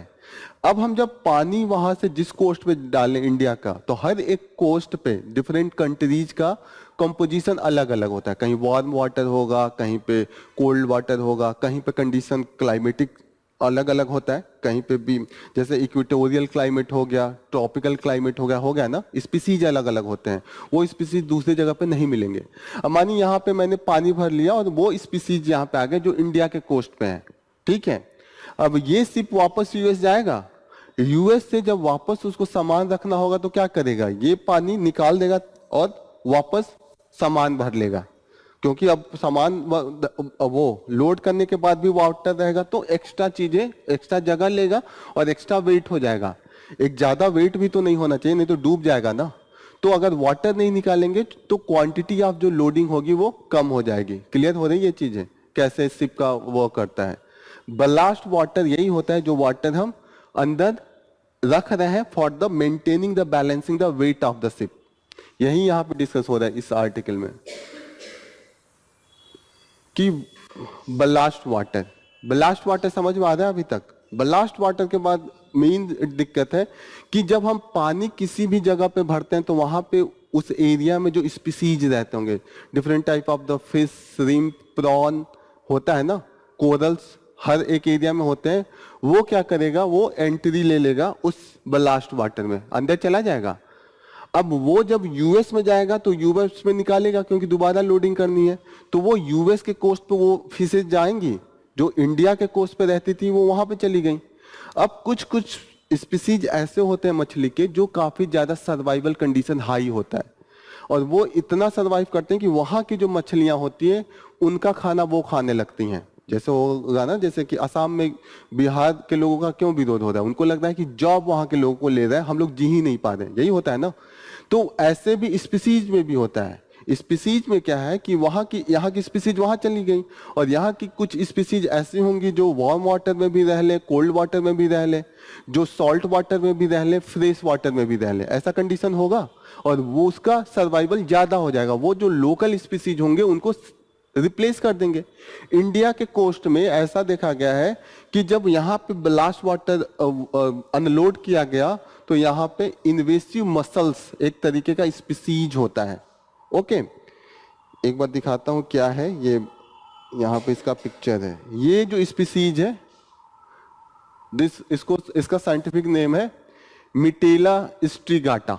ओके, ये स्पीसीज इतना ज्यादा हो गया है कि जो लोकल स्पीसीज है उनको एलिमिनेट कर दिया है। That is the main issue that we are facing in the Tamil Nadu coast. Tamil Nadu coast पे जो इन्वेसिव मसल्स है, इनको चारू मसल्स वहां के लोग कहते हैं, चारू मसल्स, इनकी संख्या बहुत ज्यादा हो गई है। क्लियर हो रहा है क्या मैं समझाना चाहता हूं? यहाँ पे चीजें क्लियर हो रही हैं। What is the basalt ballast water, and after that क्या हम लोग पढ़ रहे हैं कि जो invasive species, what is the invasive species, जो वहां की नहीं है, बाहर की कंट्रीज की है, वहां पे बाय एनी वे वो एंट्री मार लेती है, लेकिन बाद में उनको दिक्कत होता है उस एरिया के स्पीसीज को, वो वहां की लोकल नहीं है। जैसे आम हमारे वहां का है, रसा में आम नहीं है, बाय द वे आम वहां पे हम ले जाके बो दें और वहां की सारी स्पीसीज को आम रिप्लेस कर दे, हर जगह आम अपने आप इसके बीज वो हो जाए, पेड़ बन जाए, पेड़ उग जाए, तो क्या होगा कि वहां के स्पीसीज को थ्रेट होगा। तो यहाँ पे जो है मेन जो चारू मसल के कारण यहाँ की जो लोकल स्पीसीज है उनको थ्रेट पहुंचा दिया, गायब कर दिया है। क्लियर हो रही है चीजें। और ये चारू मसल्स का जो खासियत है, ये सॉल्ट वाटर में भी सरवाइव कर जाता है, फ्रेश वाटर में भी कर जाता है। वहां के जो बड़े बड़े लेक हैं, पुलिकट लेक एंड अष्टामुंडी लेक, जो बड़े बड़े लेक हैं केरला में और ये तमिलनाडु में, मैक्सिमम वहां पे अब देखिएगा केवल चारू मसल्स ही मिल रहा है। और Charu muscles is not good for the environment overall and that is destroying the overall species. तो इसके लिए कि इन्वेसिव स्पीसीज कहीं पे ना आ जाए, जो वहां के लोकल स्पीसीज को थ्रेट है, ऑलरेडी हमारे पास लॉ है बैलास्ट वाटर के लिए। बैलास्ट वाटर ऑलरेडी इंपॉर्टेंट है क्योंकि शिप चल नहीं पाएगा, लेकिन शिप चलाने के चक्कर में ऐसा ना हो कि आप इतना ज्यादा स्पीसीज लेते हैं कि दिक्कत हो जाए। तो रूल ये है, जो हमने रूल बनाया है, इंटरनेशनल मैरीटाइम ऑर्गेनाइजेशन। ये क्या है? इंटरनेशनल मैरीटाइम ऑर्गेनाइजेशन का नाम सुना है? What is this? ये यूएन का एक ऑर्गेनाइजेशन है, बॉडी है, यूनाइटेड नेशन है, उसके अंडर में ये ऑर्गेनाइजेशन है। सी पे जितने भी लॉ बनेंगे उसके लिए that will be govern by the this body. होता है ना, जैसे हमारा पार्लियामेंट लॉ बनाता है, इंटरनेशनल लेवल पे सी के रिलेटेड अगर कोई भी लॉ बनाना है तो वो इंटरनेशनल मैरीटाइम ऑर्गेनाइजेशन बनाएगा, और ये यूएन का स्पेशलाइज्ड बॉडी है। Please note down, International Maritime Organization, it is the specialized body of the UN. International Maritime Organization, IMO. This is the specialized body of the UN. This make all the law related to the life of the sea. Life of the sea, जो marine water में जितने भी species हैं कैसे govern किया जाएगा या उनको कोई चीज इंपैक्ट कर रहा है, उसके लिए ये लॉ बनाता है। इन्होंने इस इशू को सॉल्व करने के लिए 2017 में बैलास्ट वाटर कन्वेंशन लेके आए थे। Ballast water management convention, please write down, ballast water management convention.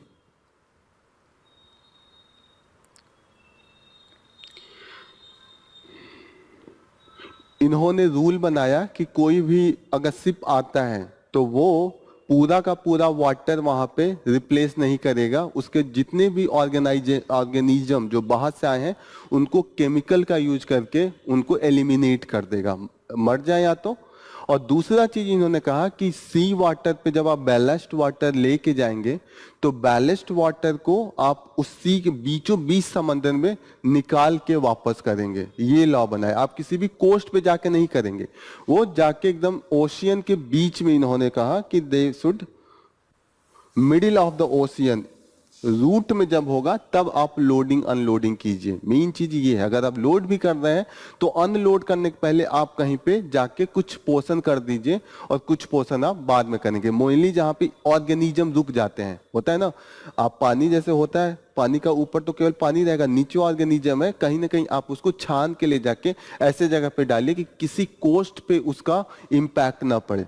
Beach ocean में तो काफी गहराई होगा ना, वहां पे उतना इम्पैक्ट नहीं होगा। बीच ओशियन तो काफी लंबा होता है। क्लियर हो रहा है ये चीजें? क्या लॉ पहला उन्होंने कहा कि केमिकल से ट्रीट कर दें कि जो अगर ऑर्गेनिज्म आया भी है तो डेथ हो जाए, और बीच में जाके वो थोड़ा सा नहीं होता खंगाल लेना बर्तन वर्तन, आपके बर्तन में अगर कुछ स्पीसीज उग गए तो वहां पे जाके एक बार और आप उसको रीलोड कर दीजिए। क्लियर हो रहा है? जैसे इंडिया के कोस्ट पे लेके गए और दोबारा बीच में जाके जो स्पीसीज यहाँ का रहेगा वो बीच वाले वाटर में चला जाएगा और बीच वाले सेक्शन में इतना ज्यादा डाइवर्सिटी नहीं होगा, ऐसा मानना है। क्लियर हो रही है ये चीजें? क्या ये कहना चाह रहे हैं कि वाटर का तो वाटर नीड हो जाएगा, आपने इंडिया के कोस्ट से लिया, लेकिन जो स्पीसीज यहाँ के थे वो तो बीच वाले समुद्र में जाके आप रिप्लेस कर देंगे तो यहाँ का स्पीसीज वहां निकल जाएगा और फिर थोड़े दूर आगे जाके आप दोबारा वाटर भर लीजिए बीच समंदर वाला, तो जो कम हो जाएगा intensity. That is the main thing.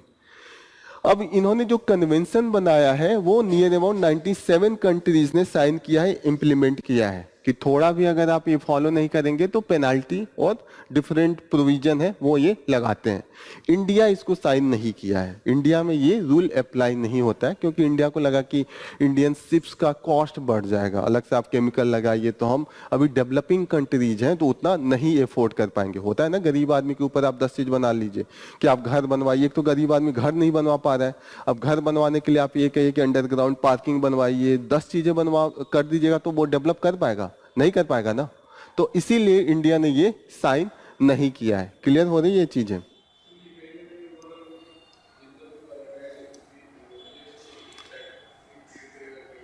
क्या?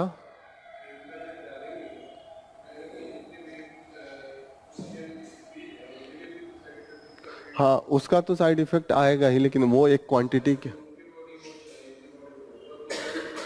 हो सकता है कि उसको डिस्पोजल का अलग से रूल हो, कि आप केमिकल को यूज कीजिए, जब मर जाए तो उसको एक जगह इकट्ठा कीजिए और कहीं और ले जाके उसको, कॉस्ट इफेक्ट है, यही दिक्कत है। तो इसीलिए तो इंडिया ने नहीं साइन किया है कि पैसे बहुत लगेंगे। इंडिया क्यों नहीं साइन किया? इंडिया हैज नॉट साइन क्योंकि हम डेवलपिंग कंट्रीज हैं, अगर ये सब करने लगे तो उतना हमारा नहीं होगा। जैसे मैं बता रहा हूँ, एक गरीब आदमी जिसको घर बनवाना ही बहुत मुश्किल है, अभी हम ट्रेड ही नहीं कर पा रहे हैं, ट्रेड में आप 10 रूल और लगा दे कि कॉस्ट बढ़ जाए। जैसे आप एक गरीब आदमी घर बनवा रहा है, घर बनवाना ही मुश्किल है, अब उससे कहिए कि पार्किंग भी बनवाओ, आपकी सीढ़ी इतनी चौड़ी होनी चाहिए, प्रॉपर रूप से बेडरूम के अंदर बालकनी होना चाहिए, वो रूम ही नहीं बनवा पा रहा है। तो इसीलिए इंडिया का ये साइन नहीं किया है। लेकिन कुछ कंट्रीज इसको बहुत स्ट्रिक्टली फॉलो करते हैं, जैसे ऑस्ट्रेलिया है, न्यूजीलैंड है, जो भी खासकर डेवलप्ड कंट्री है, क्योंकि उनके साथ ये भी है कि उनका जैसे कोस्ट एरिया में ग्रेट बैरियर रीफ है। ग्रेट बैरियर रीफ दुनिया का सबसे बड़ा कोरल रीफ है, ठीक है। यहाँ पे बहुत ज्यादा डाइवर्सिटी है, यहाँ पे कहीं ना कहीं थ्रेट पहुंच रहा था, ये बहुत तेजी से डिग्रेड हो जा रहा था due to the pollution and other activities. Clear हो रहा है ये?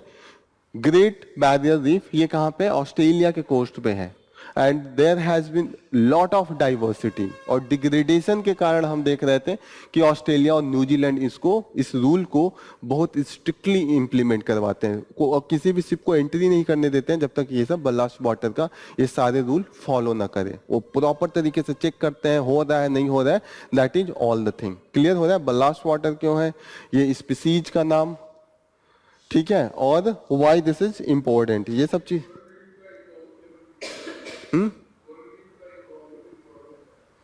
इकोनॉमिक इंपॉर्टेंस पहला है कि अगर वहां पे डाइवर्सिटीज है तो फिश ज्यादा होते हैं। दूसरी चीज है कि टूरिज्म को भी प्रमोट करते हैं, सुंदर सुंदर दिखता है काफी, उनका कलरफुल होते हैं, डाइवर्सिटी काफी होती है। हाँ, अंदर होता है, फिर भी लोग गोता वोता लगाने जाते हैं ना वहाँ पे देखने उकने। आप फोटो वोटो देखते होंगे कि वो सब वीडियो आते हैं, लोग जाते हैं मालदीव वोलदीव एरिया में, काफी कुछ ये हनीमून मनाने, ये सब चीजों के लिए फेमस है। तो ये सब चीजों के लिए इंपॉर्टेंट है। डाइवर्सिटी होने के लिए आपका स्पीसीज डाइवर्सिटी भी ज्यादा होता है, डिफरेंट टाइप के आपके जो ये होंगे, फिश होंगे, प्रॉन होंगे, मल्लकस होंगे, डिफरेंट टाइप के स्पीसीज, वो भी इंपॉर्टेंट है। तो ये सब इकोनॉमिक इंपॉर्टेंस है। ओके, तो that is the main thing. Economic importance के जगह पे ज्यादा वो लोग देते हैं कि डाइवर्सिटी बनी रहनी चाहिए, जो उनका इकोसिस्टम है वो प्रॉपर रूप से चलना चाहिए। जैसे होता है ना इकोसिस्टम के और भी डिफरेंट फंक्शन होते हैं, जैसे कि कैसे सर्कलिंग ऑफ वाटर होगा आपका, जैसे इन्वायरमेंट अच्छा है तो सर्कलिंग ऑफ वाटर, रेनफॉल, ये सब चीजें अच्छे से होती है, पोलिनेशन अच्छे से होगा, भले हमें दिखेगा नहीं पर वो सब।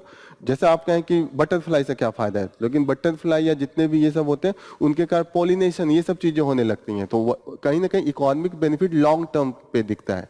सर्कलिंग जो होती है दैट इज, जैसे सॉइल होते हैं, कुछ कुछ होते हैं स्पीसीज जो सॉइल में डिफरेंट तरीके के सिक्रिकेशन करते हैं, तो न्यूट्रिएंट्स ये सब चीजें बढ़ जाती हैं। क्लियर हो रही है? That is all about from the this news. This news का, इस न्यूज का चीजें क्या क्या समझ में आ रही है कि क्या क्या हमें मेनली पढ़ना था। बलास्ट वाटर ये स्पीसीज है जो यहाँ पे फेमस है। इन्वेसिव स्पीसीज क्या होता है? इन्वेसिव स्पीसीज आप बताइए। इन्वेसिव स्पीसीज जो वहां का लोकल नहीं है, बाहर से इंट्रोड्यूस हुआ है, इंडिया में नहीं है। ये जो स्पीसीज है वो इंडिया का नहीं है, लेकिन यहाँ पे इतना ज्यादा मात्रा में आ जाएगा कि यहाँ के लोकल स्पीसीज है उसको रिप्लेस कर देगा। ठीक है, ये पढ़ा। फिर हमने क्या पढ़ा? इंटरनेशनल मैरीटाइम ऑर्गेनाइजेशन IMO, क्या काम है इसका? जितना भी रूल रेगुलेशन है on the maritime international water में वो ये बनाता है। क्लियर हो रही है? इंडिया इसका मेंबर नहीं है इस कन्वेंशन का. Okay, this is all thing you have to know. Last news that we are going to take is the impact of the institutional stigma on the Dalit business owners earning capacity. होता है ना, caste basis पे भी business पे impact करता है. कौन किस कास्ट का है, कैसे उसका चल रहा है, वो भी इंपैक्ट करता है. और इसको हम क्या कहते हैं? सोशल कैपिटल कहते हैं. जैसे कैपिटल 3 तरीके का होगा. कौन कौन तरीके का होता है? 3 types of the capital. Capitals होते हैं ना. इकोनॉमी में पढ़ा है कैपिटल कभी?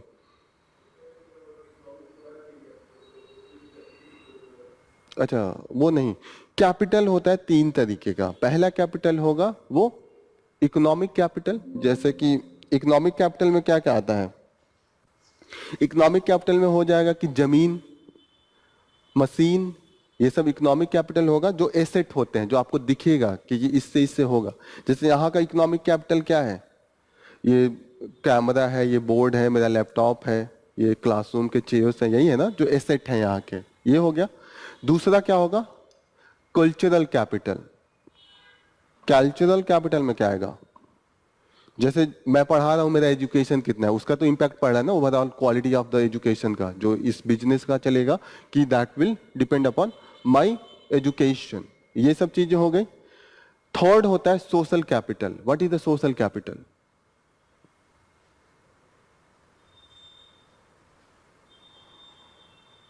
सोसाइटी में कितनी बॉन्डिंग है लोगों के बीच में, हार्मनी कितनी है, कनेक्टिविटी कितनी है. होता है ना, किसी समाज में लड़ाई झगड़ा चल रहा है. दूसरी एक सिंपल सी बता रहा हूं कि कितना उस पर्टिकुलर, जैसे कोई कास्ट है वो डोमिनेंट है, होगा ना कि कोई पर्टिकुलर कास्ट है. जैसे आप देखेंगे कि अग्रवाल स्वीट्स आपको बहुत दिखेगा, नॉर्मल होता है. कहीं ना कहीं लोगों को ये दिमाग में रहता है कि अग्रवाल स्वीट्स है तो अच्छा है, वहां पे जाके हमें लेना चाहिए. ऐसा है कहीं ना कहीं कि एक सोशल जो है एक माइंडसेट बना हुआ है. अभी आप कोई दलित को कहिए जाके खोल दे, लोग नहीं जाएंगे खरीदने. कोई पासवान या कोई माझी टाइप का आप कर दीजिए. ये सोसाइटी का जो माइंडसेट है, ऐसे उनका भी क्वालिटी अच्छा होगा. कहीं ना कहीं ऐसे कास्ट का इफेक्ट होता है. लाख अच्छा वो प्रोवाइड कर दे, लेकिन लोगों का जो माइंड सेट है, अगर caste, harmony in the society, क्योंकि यहाँ पे कास्ट के बेसिस पे हार्मनी नहीं है, आपस में ही सब डिवाइडेड है. तो यहाँ पे सोशल कैपिटल है. को दलित का इसका डिसएडवांटेज होता है. कुछ कास्ट है उनका बिजनेस में ऑलरेडी एडवांटेजियस पोजीशन पे है, उनका कनेक्शन है, जाएंगे वो किसी से उधारी मांगने, बादो करने, उनको मिल जाएगा. कोई दूसरा कास्ट जाएगा, नहीं मिलेगा. दोनों के पास पैसे नहीं है, मेरे पास भी नहीं है, उसके पास भी नहीं है. एक को मिल जाएगा क्योंकि उसका ऑलरेडी बैकग्राउंड है, उसके कास्ट में जानने वाले हैं, उसका रिलेशन में कनेक्टिविटी है. इसको हम सोशल कैपिटल कहते हैं. क्लियर हो रहा है? What is the social capital, economic capital, cultural capital. These are the different 3 types of the capital. वो आप इकोनॉमिक्स में बहुत डिटेल में पढ़ाया जाएगा. अभी मैं सिर्फ इसको एक बेसिक्स रूप में बता रहा हूँ. आपके बिजनेस पे इंपैक्ट कर रहा है ना, कितने लोग खरीदने आ रहे हैं, तभी तो आपका बिजनेस चलेगा. तो एक तरीका कैपिटल ही है. कैपिटल क्या होता है? जो आपके बिजनेस का, प्रोडक्शन का फायदा कराए. मीन ऑफ प्रोडक्शन क्या होता है? 4 तरीके के होते हैं. पहला क्या है? Land, labour, capital and entrepreneur. Capital में क्या होगा? मशीनरी होगा, इकोनॉमिक कैपिटल, जिससे जिससे आपके बिजनेस आगे बढ़े. यही है ना, बेनिफिट हो. तो सोशल कैपिटल भी तो इंपैक्ट करवा रहा है ना. एक एग्जांपल दिया हूं, अग्रवाल स्वीट्स, कोई भी आके मिठाई खरीदेगा, वही एक दलित खोल के बैठे, लाख अच्छा बनाए, उसका नहीं होगा, क्योंकि सोशल सोसाइटी में वो माइंड सेट है. सोशल कैपिटल यही है ना. यूएस में एक ब्लैक्स खोल दे, वही एक व्हाइट खोले, अलग अलग इंपैक्ट होगा. ब्लैक के एक निगेटिविटी रहेगा, अरे पता नहीं कैसे है, होगा नहीं होगा, आर यू गेटिंग ना. ये सोशल कैपिटल है. जैसे सोशल कैपिटल अगर कोई एलजीबीटी कम्युनिटी का खोले, ट्रांसजेंडर कोई खोल दे, लोग जाएंगे, लोग मजाक उड़ाएंगे. सोसाइटी में एक्सेप्टेंस नहीं है, सोशल कैपिटल नहीं बन पा रहा है. डिस्पाइट प्रोडक्ट अच्छा है, बिजनेस नहीं चलेगा. क्लियर हो रही है चीजें? यही ये कह रहे हैं कि जो दलित अभी भी बिजनेस में आ रहे हैं, लेकिन वो डिसएडवांटेजियस पोजीशन पे है, क्योंकि स्टिग्मा है. लोगों के दिमाग में पहले से स्टिग्मा है कि ये नहीं कर पाएगा, इसके पास उतना नहीं होगा, खाना सही से बना रहे होंगे, नहीं बना रहे होंगे, क्वालिटी कैसा होगा. This is the stigma, and this stigma is impacting the social capital. ये चीजें क्लियर हो रही है क्या सोशल कैपिटल है. जैसे अभी हमने देखा है कि अभी भी इंडिया में जो है इनइक्वालिटी बहुत हाई है. जो इनइक्वालिटी का ये लेवल है कि जो टॉप 1% है, आप मानिए 100 लोग हैं यहाँ पे इंडिया में, और 100 रुपए का टोटल उनका इनकम है। जो टॉप पे एक लोग है 1%, उनके पास कितना है धन? 22 रुपए। समझ में आ रहा है? और जो बॉटम के 50% है उनके पास सिर्फ 15% है। क्लियर हो रही है ये चीजें? इनइक्वालिटी इतना है, एक आदमी के पास 22 रुपए है और 50 लोगों के पास 15 रुपए, उसमें वो बांट के जी रहे हैं। जो बीच के 40% है उनके पास 27 रुपीज है। 40 लोग 27 रुपीज। कितने का डिफरेंस आ रहा है? बहुत ज्यादा हो रहा है, 25 गुना 30 गुना का डिफरेंस आ रहा है। That is the main thing here, जो इनइक्वालिटी कंटिन्यूअसली इंडिया में बढ़ी है। ये हमने अभी का रिपोर्ट है। आजादी के टाइम पे जो इनइक्वालिटी थी उससे भी ज्यादा हाई इनइक्वालिटी हो गई। 1951 में जो डिफरेंस था, वो टॉप जो बॉटम 50% था फिर भी 20 रुपए था, 20 रुपए से घट के अभी क्या है? 15 रुपए है, 15% है। अगर टोटल मैं समझाने के लिए 100 रुपए का एग्जांपल ले रहा हूँ, ओवरऑल इंडिया का तो इनकम बहुत हाई है, लाखों करोड़ों में है। लेकिन जो अभी शेयर है, जैसे बीच वाले जो 40% थे उनके पास पहले 42% था, अभी घट के इनका 27% हो गया। लेकिन इनका बढ़ रहा है, इनका पहले 11% था आजादी के टाइम पे, अभी बढ़ के 22 दुगुना हो गया। तो जो अमीर है वो उतने ही अमीर हो रहे हैं, जो गरीब है उतना ही गरीब हो रहा है। इसीलिए इंडिया में कहा जा रहा है कि ग्रोथ तो हो रहा है लेकिन बहुत ही स्क्विड ग्रोथ है। ग्रोथ है लेकिन जो अमीर है उसी को फायदा हो रहा है, जो गरीब है वो हमेशा गरीबी में ही रह रहा है। क्लियर हो रहा है ये चीजें? That is the main thing. Further ये डिस्कस करना है कि क्यों है। जो गरीब है पहले से वो ऑलरेडी डिसएडवांटेजेस पोजीशन पे, जैसे कि दलित हुए, ये ट्रांसजेंडर हुए, वीमेंस हुए। वीमेंस का वो आप देखिएगा कि काफी डिफरेंस आ जाता है तनख्वाह में। सेम मेल को उसी काम के लिए 100 रुपए मिल रहा होगा, वीमेन करेगी तो उसको 70 रुपए देंगे। फिल्म इंडस्ट्री में जो टॉप के एक्टर्स होते हैं, मेल है तो उनको 10 करोड़ मिलता है और जो टॉप के एक्ट्रेस है उनको 1-2 करोड़ मिलता है। बहुत डिफरेंस है, 7 गुना 8 गुना का डिफरेंस है। तो that is the main thing कि यहाँ पे सोशल कैपिटल होता है कि सोसाइटी का जो माइंडसेट है वो कैसा है। सोशल कैपिटल में 2 तरीके का होगा, एक बॉन्डिंग सोशल कैपिटल, एक होगा ब्रिजिंग सोशल कैपिटल। बॉन्डिंग होगा कि आपस में फैमिली रिलेशन कैसा है, होता है ना फैमिली, तो बॉन्डिंग हो गया।